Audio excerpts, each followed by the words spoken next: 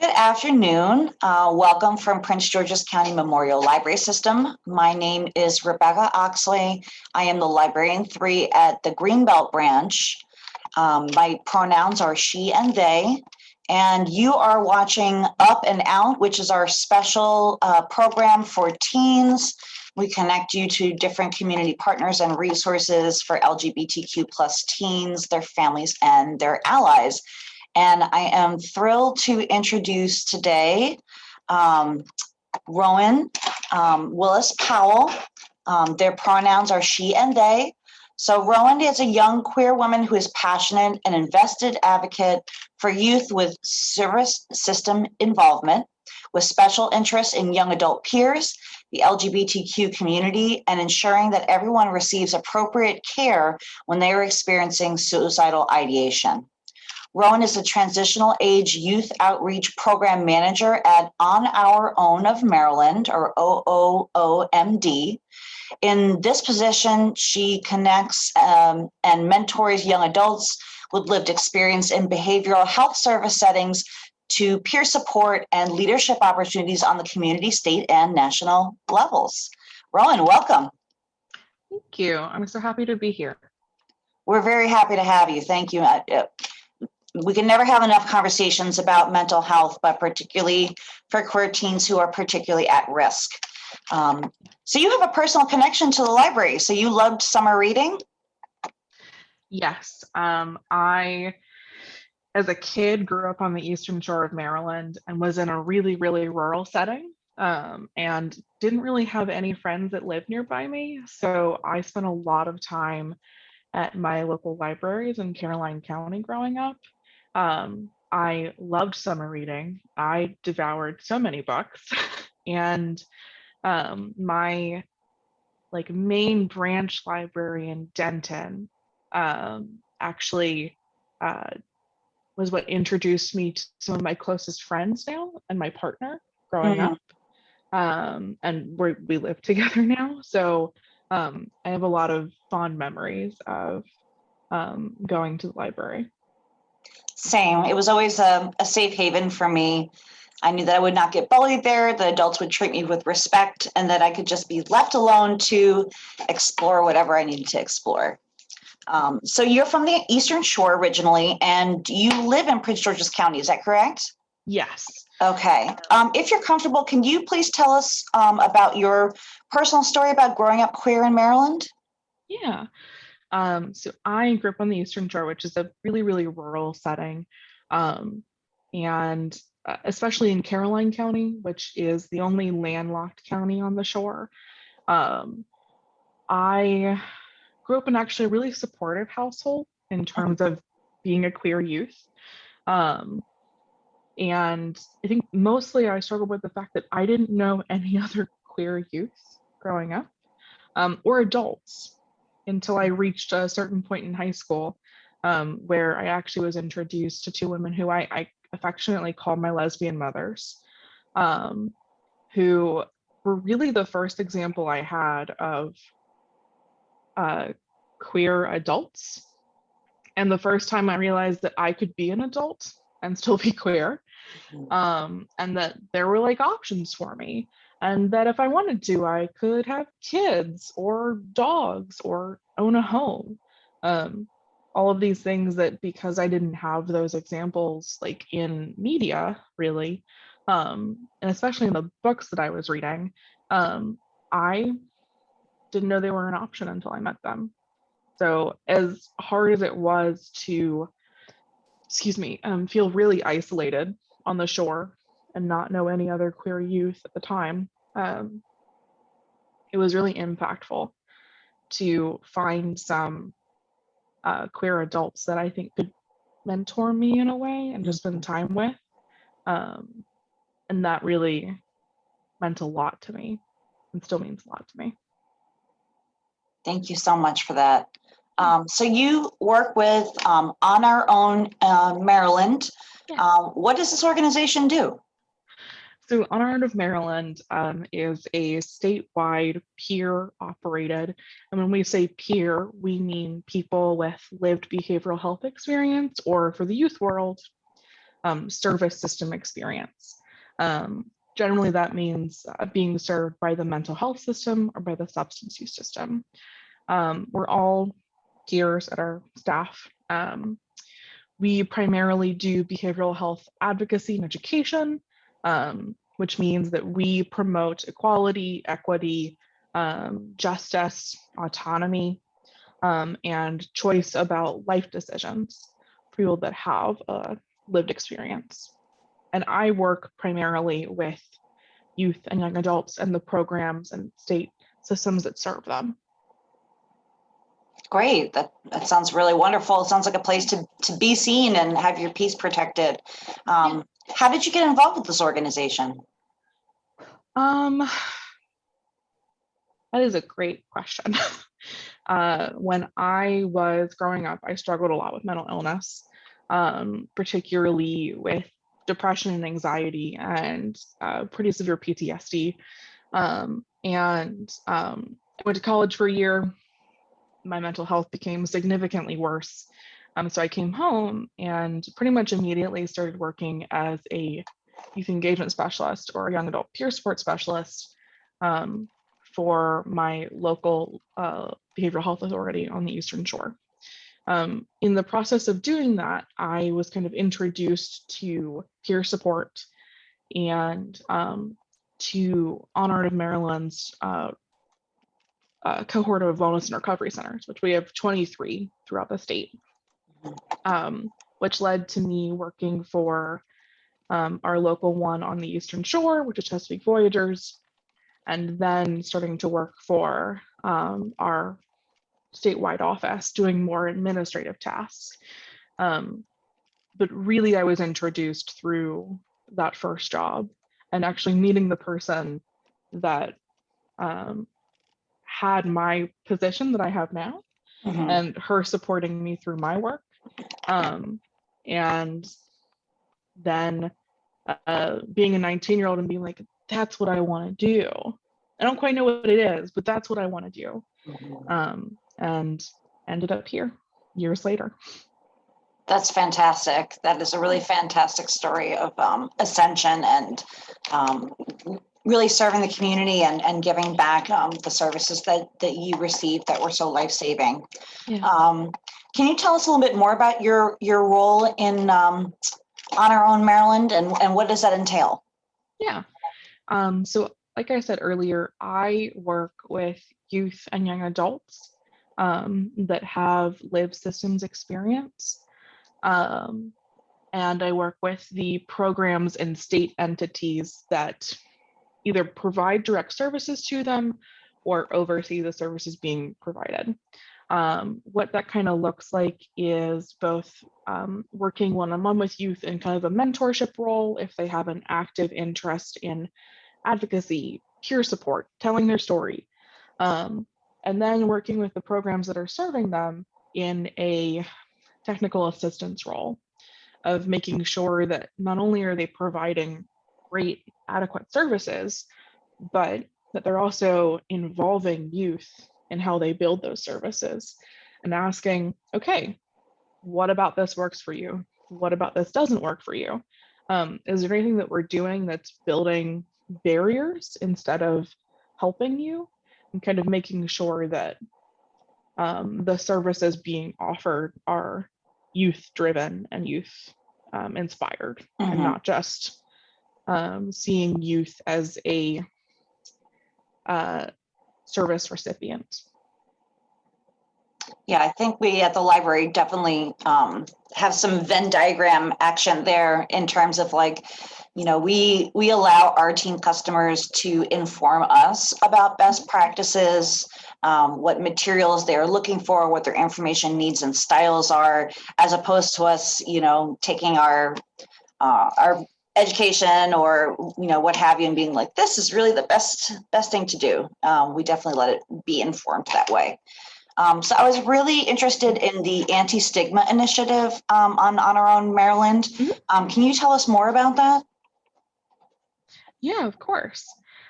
So the Anti-Stigma Project was formed in 1993, which was a year before I was born.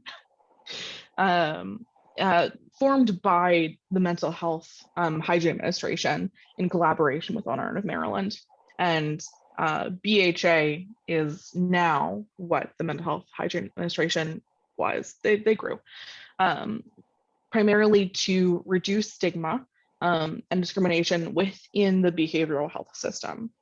That was a really long process, and kind of what came out of it was the realization that behavioral health stigma within the system is really, really harmful and impacts people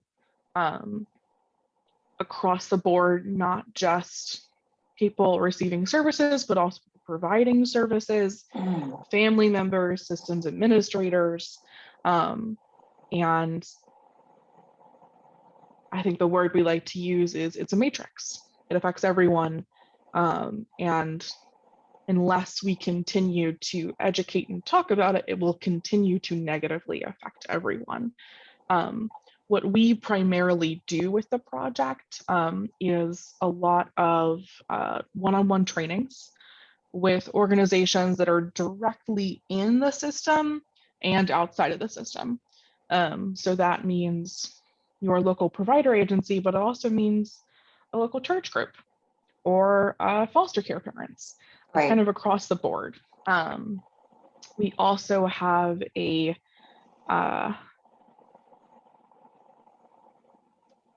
public health awareness campaign. Those are the words that I want.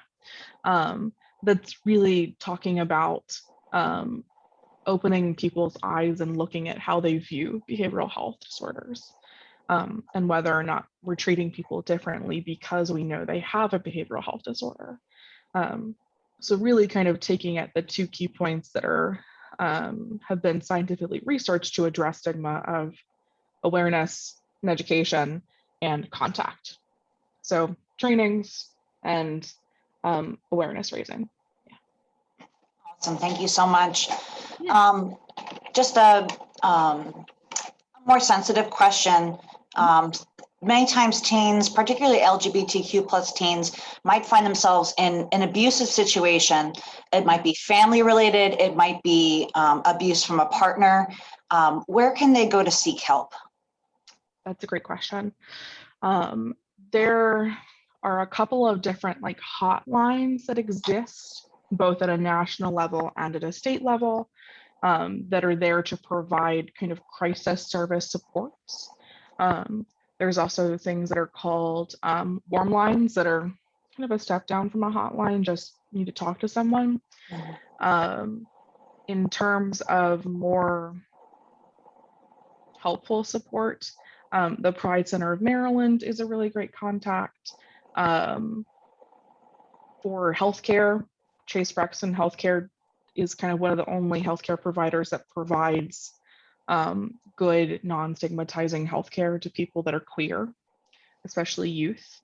Some of the larger ones are the Trevor Project. For families, it would be PFLAG, and I'm not sure about PG County, but Maryland has a lot of county and state specific PFLAG chapters that are there to support families and friends. There's the crisis text line, there is the trans lifeline, the transgender law center. There's a bunch, and I will share them with you, so I'm not just rattling off things. But the Trevor Project number is 1-866-488 and 7386. And I believe in terms of county specific, Community Crisis Services is a really great organization that answers actually for the National Suicide Line and some of these other small lines as well, including the Trevor Project. And they do a tech service as well. And they're pretty good about being very LGBTQ informed and welcoming. So that's so great to hear. When I was growing up, none of these things were available. So yeah. being a young queer person, I grew up in New York. So there were other queer people around me, and I did have a sense of like the presence of queer elders, but New York is very demarcated in terms of like what goes on in a very specific neighborhood in Manhattan versus South Shore, Long Island, where I grew up, could be vastly different, that you sort of had to schlep into the city in order to have a welcoming environment.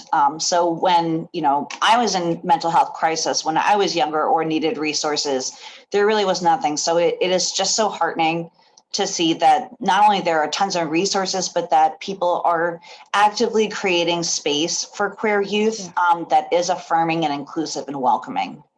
Thanks for sharing all that. And it's really like what you're talking about of like that safe space. It's so vital.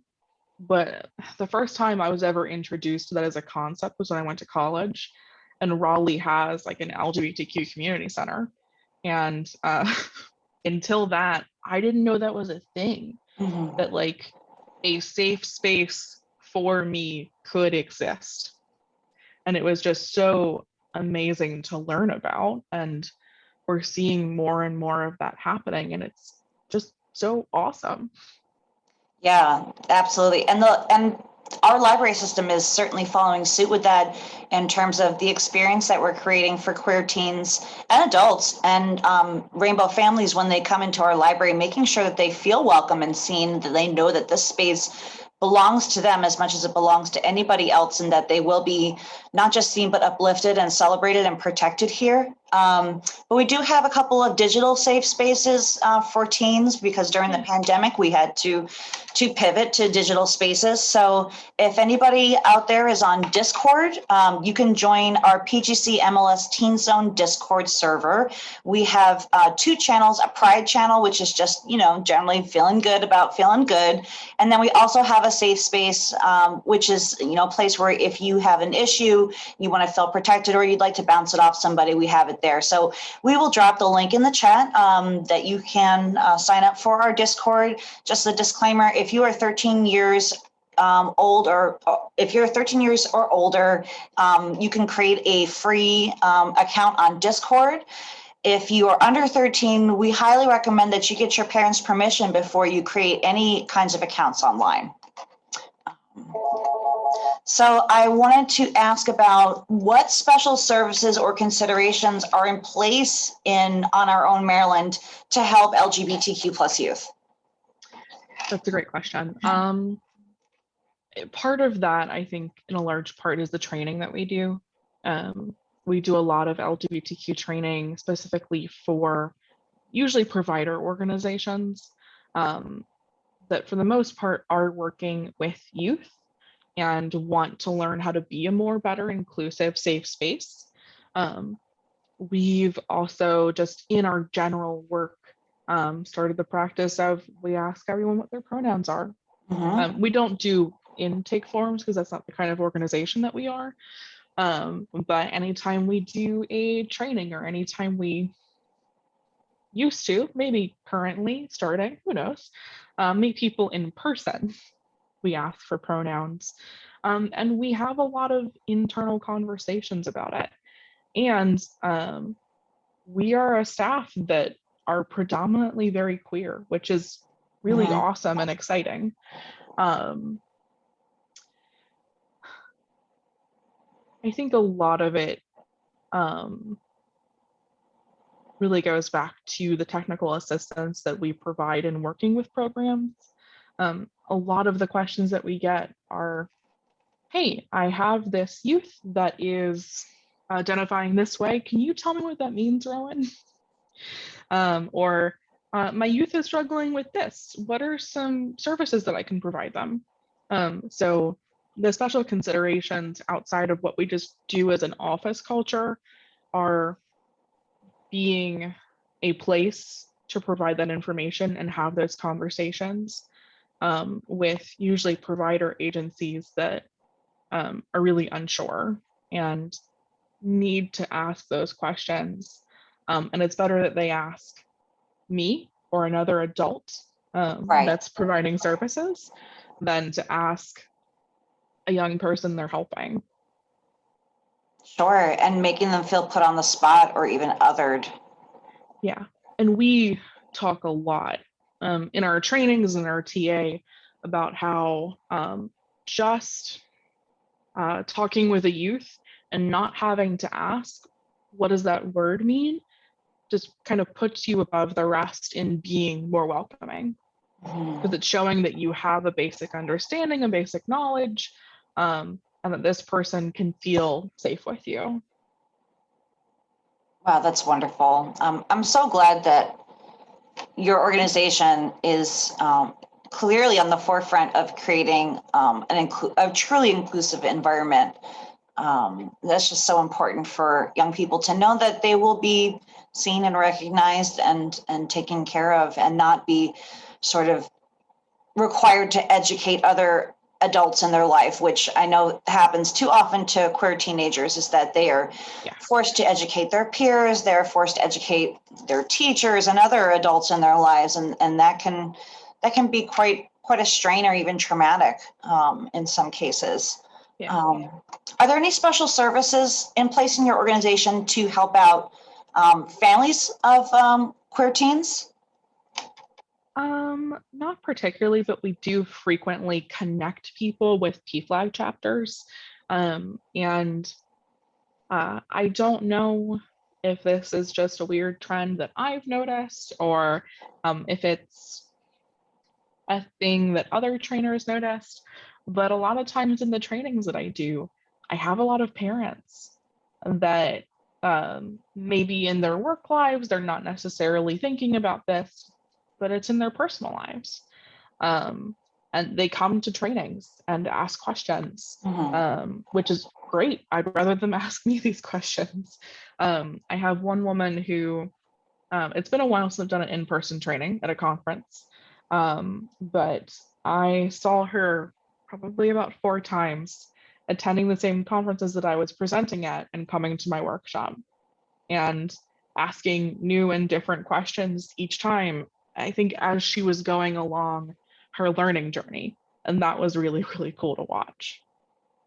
Wow, that is making my heart sing to hear that adults are so invested in trying to understand this extremely harmless, completely non-threatening journey that is understanding your gender and sexuality identities. I also want to point out that to any adults who are watching who might just be curious about understanding more deeply what it's like to be LGBTQ plus as a young person, I would highly encourage you to check out the nonfiction in our teen section. So we have plenty of things about the queer experience in fiction and in DVDs and Blu-rays and streaming on Canopy. But if you're looking for more like how-to guides of understanding LGBTQIA+, then I would recommend some of the graphic novels we have about trans identities and what that means, or what it's like to be queer, or what it's like to be a straight ally as a teen and learning on that journey of gaining more information. And you can find our catalog on PGCMLS.info, or you can contact, your local branch, and we'd be delighted to curate those materials for you. I noticed that your organization does a lot to support community partners in terms of like the training you've been mentioning in behavioral health. Can you tell me more about that? Yeah. So we, like I mentioned earlier, are primarily an education and advocacy organization. So we do a lot of education work, both for our network of 23 wellness and recovery centers, but also for the behavioral health system at large.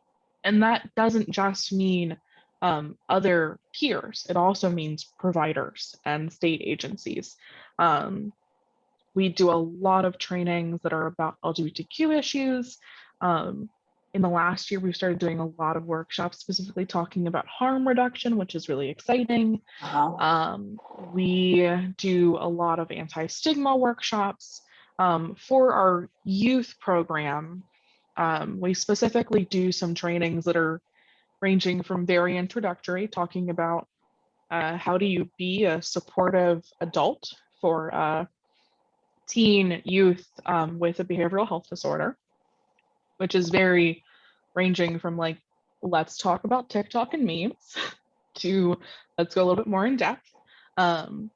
We do some trainings that are talking about how to be a good organization to support authentic youth engagement and leadership. And then we do some trainings that are more designed for peers and people with lived experiences and young adults. We have a storytelling workshop that has a part 1 and a part 2 that really goes in depth of how do you talk about your story of lived experience, and understanding that people have multiple stories to tell, and there are multiple avenues to tell them, and kind of introducing people to that, and then going in depth and really going over how do you do this? What does it feel like? What are the questions you need to ask before you do it? What kind of support do you need? What does it feel like to do this in front of 5 people or 500 people? And kind of going over all of that in depth with people.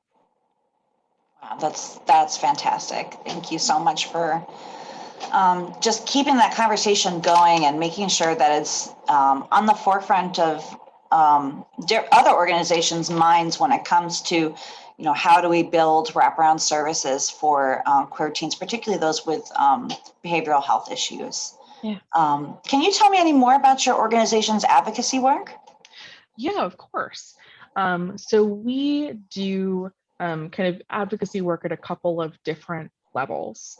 Some of those levels are with individuals, and maybe they're going to a healthcare provider that they don't feel like is answering them or talking to them. And they need to talk about what they need from their healthcare. Some of it's with agencies and talking about the things that matter to us. We have a really great partnership with the Maryland State Youth Advisory Board. Okay. With every year they come to us and they say, hey, we need to figure out what our legislative priorities are. And we just kind of talk about things that we care about. And for the past couple of years, they've said, cool, we care about those things too. Thanks. And that's how they set their priorities.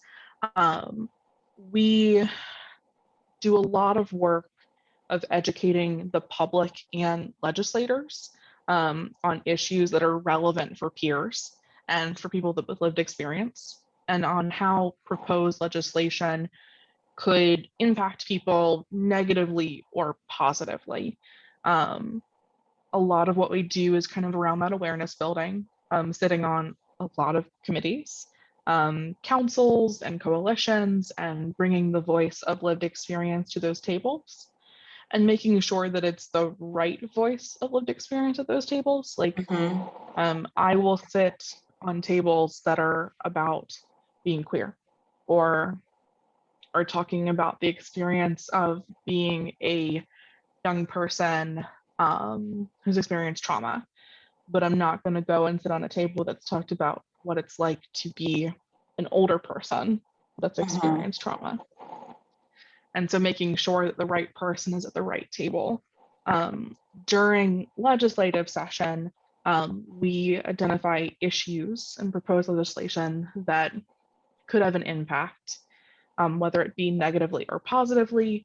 And some of our staff, myself included, has in our personal time testified on issues that we really, really care about. Nice. Yeah.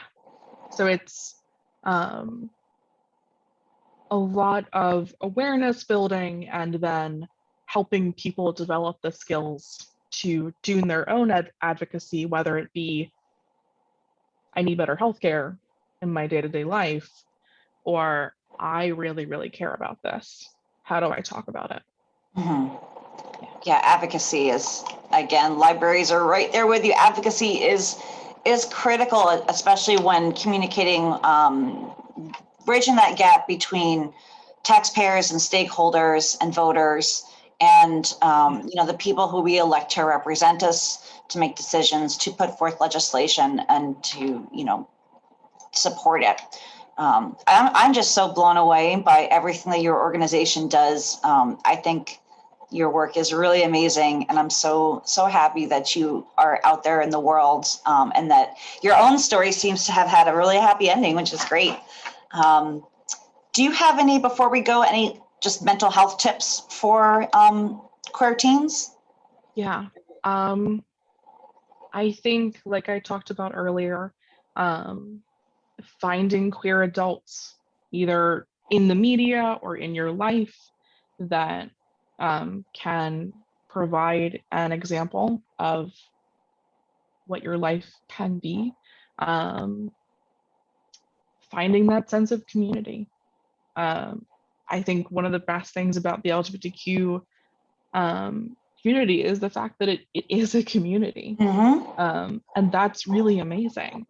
Not being afraid to talk about your mental health, both with the people in your life that matter to you, but also to providers. And not being afraid to ask a friend if they're doing okay. Yes. That's really important. I think we have this societal fear that if we ask someone how they're doing, that we're going to cause something, and that's not true. And it's really, really important that we open up that door for someone to say, hey, how are you doing? So they have an opportunity to say, actually, I'm not doing that great. Right. Or even say, I'm doing really well. Can I talk to you about it? Just having those conversations is really, really vital. Thank you so much. Yeah. Ron, it's been an absolute pleasure having you come on and talk to our teens about all the resources that are out there, and also just about your work and the possibilities to dream of having a job where you get to affect so much positive change for others. Thank you so much for making time to come speak with us today. I really appreciate it. And we will post some links or social media tags to On Our Own Maryland if anybody's interested in finding out more about the organization. Thank you again, and we will see you all at the library. Yeah, thank you.